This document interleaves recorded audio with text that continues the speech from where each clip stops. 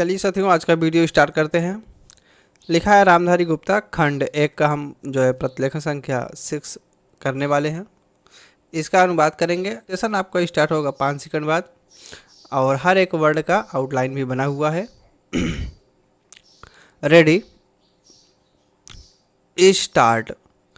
उपाध्यक्ष महोदय, तब उन लोगों को कुछ आशा हुई कि हम लोग भी उसी तरह चल सकते हैं जिस तरह से पहले चल रहे थे, लेकिन अभी हाल में जो चुनाव हुआ उससे देश के धनिकों के मन में बड़ा संदेह पैदा हुआ कि इस चुनाव के बाद उनकी स्थिति वैसी नहीं रहेगी जो अब तक चली आती रही है।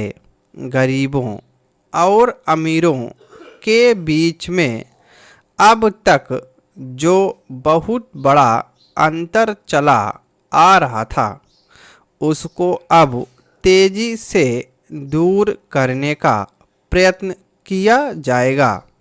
श्रीमान, मैं आपका बहुत ही आभारी हूँ जो आपने सदन में चालू वर्ष के बजट पर अपने विचार प्रकट करने का अवसर दिया है। मैं इस बजट का समर्थन करना चाहता हूँ।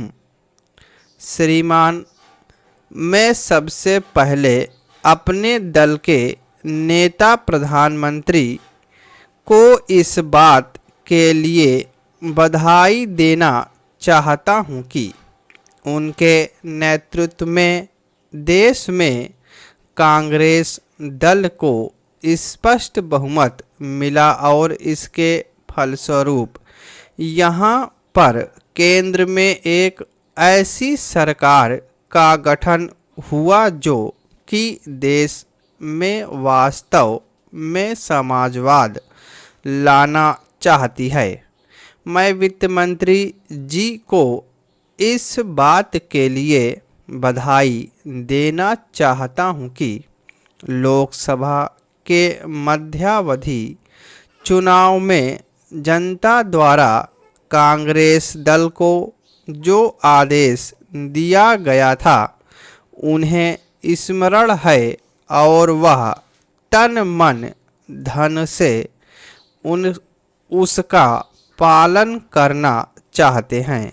वह आदेश था देश में सामाजिक और आर्थिक विषमता दूर करने का, देश से गरीबी, बेकारी और बेरोजगारी को हटाने का और देश के जो पिछड़े हुए हिस्से हैं उनका पूरा विकास करने का, साथ ही साथ इस बात का भी आदेश था कि देश के अंदर इस प्रकार की सामाजिक और आर्थिक व्यवस्था पैदा की जाए जिसके अंतर्गत जनता शोषण से मुक्त हो सके।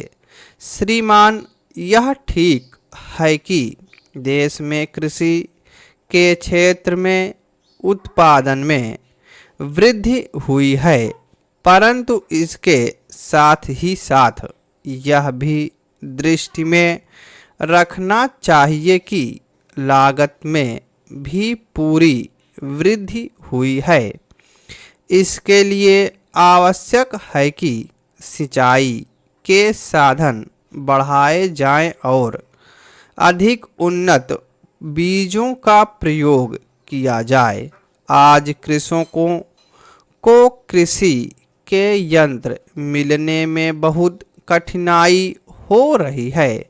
जैसे छोटे छोटे ट्रैक्टरों का देश में बड़ा अभाव है।